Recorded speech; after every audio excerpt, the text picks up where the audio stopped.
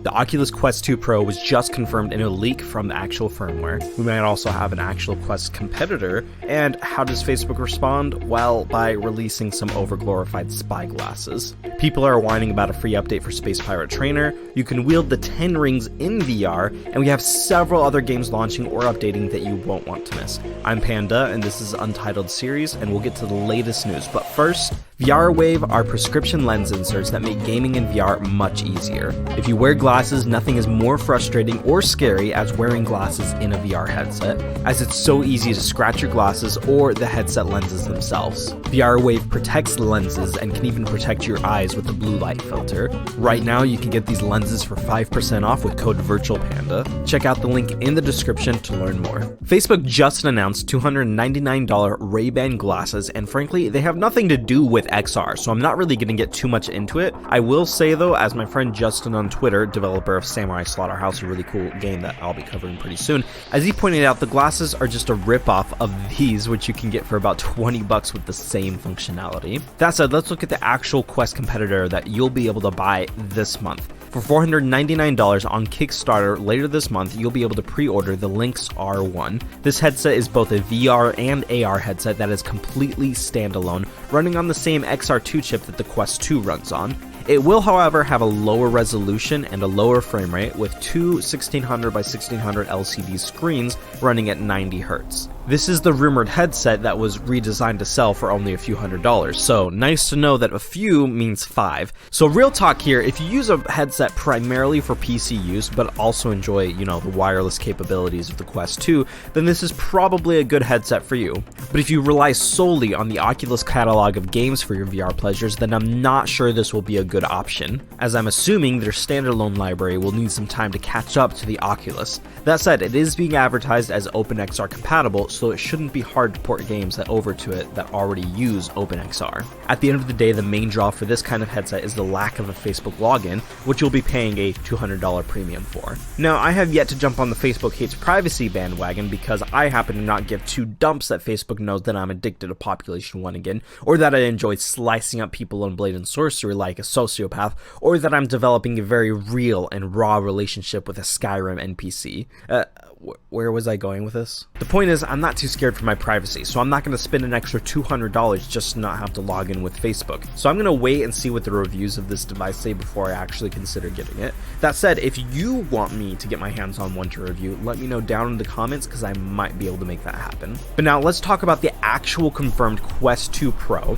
Reddit user Reggie04 did some digging around in the newest Quest firmware V32 and found actual references to a Quest Pro device, as it's called in the firmware itself. There are also specific references to specific commands around calibrating face and eye tracking, presumably for the same Quest Pro. Now before I get into the actual string of commands, I want to point out that this user made a similar post last year where he discovered references to app sharing, voice commands, pass-through filters, and intrusion alerts. Pretty much all of these, except for intrusions alerts, have become real features. So this user does have a good track record, but still I encourage you to take this info with a grain of salt. The string referencing the Quest Pro simply says, Quest Pro estimates your hand size and how they move so that you can use your hands instead of controllers in VR. This seemingly confirms the next headset will be a Quest Pro and not a Quest 3, which is something that we've all been expecting already, and I'm sure we're going to hear more about it at Oculus Connect next month. Then there's a whole set of strings about calibrating face tracking. Basically, the user is directed to copy different face expressions of smiling, frowning, looking angry, or looking surprised. This suggests that their face tracking won't follow your mouth like an actual mouth tracker. Instead, I think Oculus has their avatar system designed to imitate these 4 specific expressions, and then anytime you make an expression, the avatar will then do the same expression. I could be wrong though, and their avatars might be fully capable of doing every expression in between these 4, and these 4 are just used for calibration purposes, but I kind of have a feeling it might just be a little bit more simpler than that. We won't have the freedom of a mouth tracker. Whatever the case, I'm sure that this is meant for enterprise customers to use with their new Horizons workrooms. and while we might see the capabilities transferred to other games, the first use will be with the avatars in Horizon Workrooms for sure. There are also some strings related to setting up eye tracking that aren't as interesting. Essentially, they just have you follow a target around with your gaze to set it up and calibrate it. And then lastly for this leak, we have some strings referencing some adjustments to the actual hardware. Apparently, we will not only have an IPD slider, yes, a slider, not just 3 presets like we have on the Quest 2, but we will also have a slider to move the lenses themselves closer or farther away from your actual eyes. Or in other words, we'll be able to adjust the lens depth. Just remember, these are all leaks and speculation, but I personally have no doubts that the next Oculus headset will include these kinds of features, based on everything we've been seeing and hearing from Oculus over the last year. In other hardware news, ProTube VR, a company I absolutely love for making quality VR products, just announced a haptic module for VR rifle stocks. They already had a haptic gun before, but now they're offering modules that will attach to their MagTube gun stock if you already own one, which I do. I made a video a while back comparing different gun stocks, and while in that video I said I preferred a different gun stock, that one ended up breaking, and now ProTube has become my go-to rifle stock when I want to give myself an ego boost by shooting children and onward.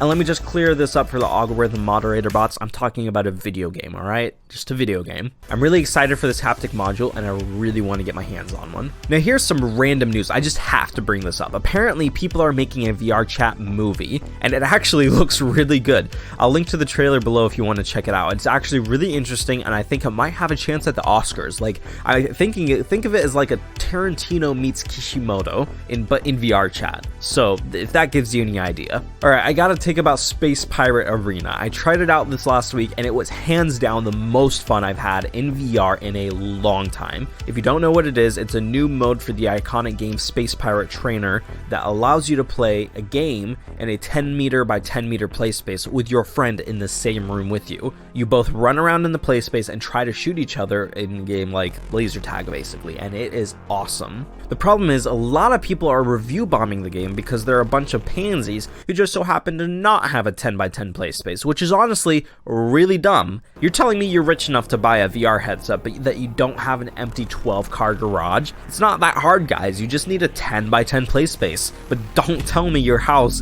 is too small to not have an empty room that big. Like, seriously? Now obviously I'm joking, but there's no reason to be upset that this game mode exists just because you can't play it.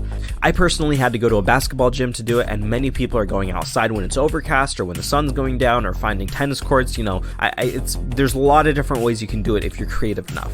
And I personally think it's cooler to have the option to play the mode, even if I'll hardly ever have the chance to play it, than it would be to just not have it. Which is essentially the other option. Either we get it or we don't get it. I don't get what the problem is. And then if they decide to make it more accessible by adding stick locomotion, let me just tell you, it would suck. The mode really isn't that cool. It's literally just shooting your friend 3 times, then you win. It's nothing revolutionary. What's fun about the game mode is actually being able to run around in a physical space, risking ramming your head into your friend. That's the fun in it. And while I wish everyone could try it, I'm sure everyone that actually wants to play it will be able to find a way if they're creative enough. Now, if you watched the new Marvel movie last week, Shang-Chi and the 10 Rings, or whatever it's called, you may be interested in the new mode for Blade and Sorcery that lets you wield the 10 rings. I just gotta say, I tried this mod, and it is literally the most fun I've had in Blade and Sorcery ever. Wielding these rings is super fun and super satisfying. To download the mod, you gotta go to the creator's Discord, which I'll link to down below. Brink Traveler is what VR has been needing for people who love seeing and traveling the world. This travel app gives you 12 locations that you can visit in a full volumetric 3D environment thanks to photogrammetry. Unlike YouTube travel videos or other travel apps like Google Maps, these locations give you a more natural 3D feel because it is an actual 3D environment. It's not just a picture. The locations include a short narrated guide, a small area that you can move around in, some light ambient noises, and some added animated elements for even more immersion. All in all, this isn't just Google Earth. This is a real travel experience where you'll be able to visit real places on the Earth, but in VR. Plus it supports hand tracking on the Quest and even has a cool way to take pictures in-game by making a photo gesture with your hands. Now, if only other apps started supporting this more intuitive gesture-like functions, those games would be a lot more fun. I Expect You to Die 2 has reportedly hit $1 million in revenue only a few days after their launch. Now this is a big deal because their first game only generated $2 million in revenue after an entire year. So to hit $1 million, half of that in just 1 week, that's amazing. And it shows that if developers are willing to make make quality VR games that consumers enjoy, you know, following consumer feedback and all that, you can actually have a successful and profitable VR game. Do you like scary games? I also like scary games, and I like screaming like a little girl. Paranormal Activity: The Lost Soul just released for the Oculus Quest. This is an older VR game that just got ported to the Quest, and it has been touted as the scariest VR game. So if you want a fresh, scary experience for Halloween coming up, check this one out. And if you want to see me scream like a little girl, I'm going to be streaming some horror games as we get closer to Halloween, because, you know, I love spooky season. I stream here on YouTube every Friday at 2 p.m. PST, so come hang out if you enjoy watching that sort of thing. Yes, shameless plug. After 5 years of development, Eye of the Temple will release on Steam on October 14th. This is a room-scale Indiana Jones style game where you physically walk around your play space to move around in the world. I'm always interested when games find ways to immerse you in the world by using real movement and not artificial locomotion. And another game like this would be like T for God that uses a similar concept. But this one is an actually fully developed and finished game, and I'm really excited to try it. Now, before we end this video, I'm going to throw in a new segment where I look at some of the funniest memes you guys have sent me or that I've just found myself over the last week. If you want to send me some good VR memes, join the Discord link in the description below and then send them to the VR memes channel. So of course we have the Rick and Morty template right here. What is my purpose, says the XR2 chip. You decode a video stream from my PC. XR2 chip, oh my god. Yeah, this one got me good, because that's basically what I use my VR headset for. This is what I use my Oculus Quest for. Basically just for decoding streams from virtual desktop, you know, to play PC VR games. Now let's talk about Rec Room. Rec Room is the best place to build and play games together, chat, hang out, and explore millions of rooms, or build something new to share with us all. Join the club, but be warned, look at the tags for this: psychological horror. Yeah, and I can't tell you how many times I've gotten PTSD from playing this game with a bunch of squeakers. And last one, Hear Me Out, a workout app including an anime girl who falls in love with you gradually depending on the amount of sport you do. Sounds like a cool idea. I'm down. Weebs after 2 weeks.